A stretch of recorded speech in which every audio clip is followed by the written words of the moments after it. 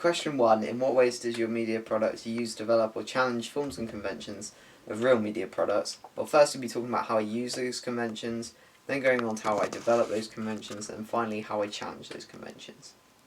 We use conventions with our music, which is very typical of a post-apocalyptic film.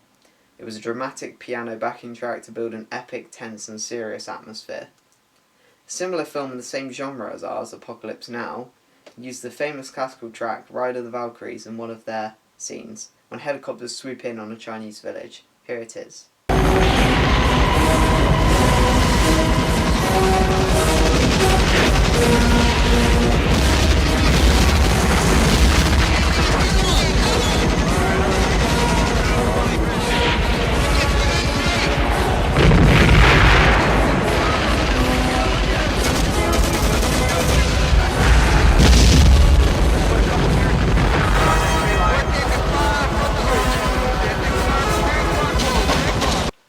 Our titles are also very typical of a post-apocalyptic film, as they use a broken font that instantly makes anyone think apocalypse.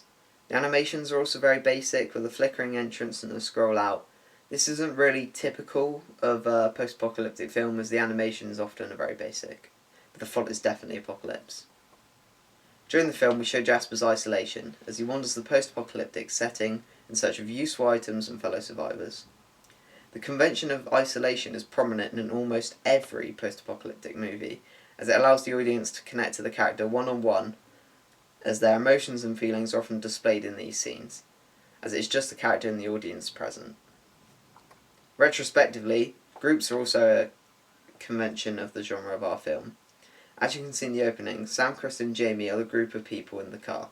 They're all related to each other in some way. Sam and Chris are in a relationship, and Jamie is Krista's younger brother. Family is also conventional of the genre, as it allows the film to explore into what bonds these characters together, and is another way of demonstrating emotion between characters.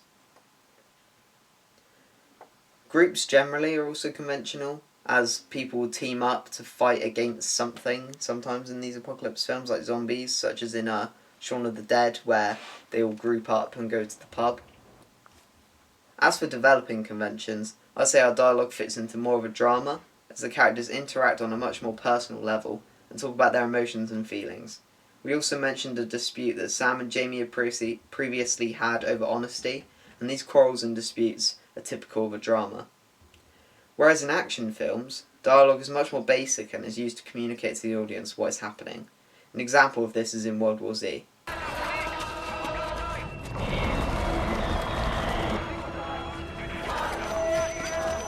It's too loud. It's too loud.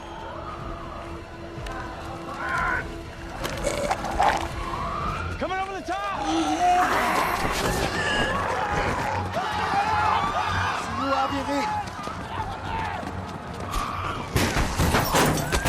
So as you just saw, he says, "They're coming over the top," which is obvious while watching the film, but the dialogue is used to support the action.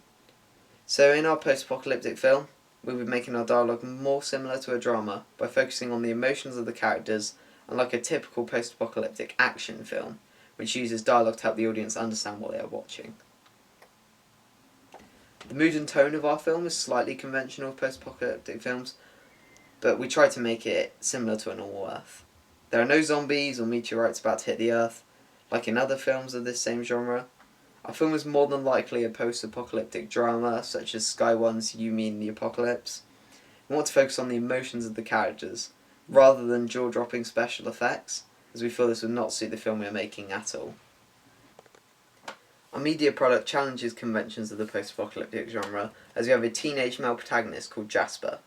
This is unconventional, as you'd usually expect to have an older and wiser man playing the lead, maybe a family man. This means he has composure and a steady head when things aren't quite going to plan. I think this will be an interesting twist on the genre conventions, as we can show his inexperience in this kind of situation, which can make the audience sympathise and connect with our character on a whole nother level. Thanks for watching.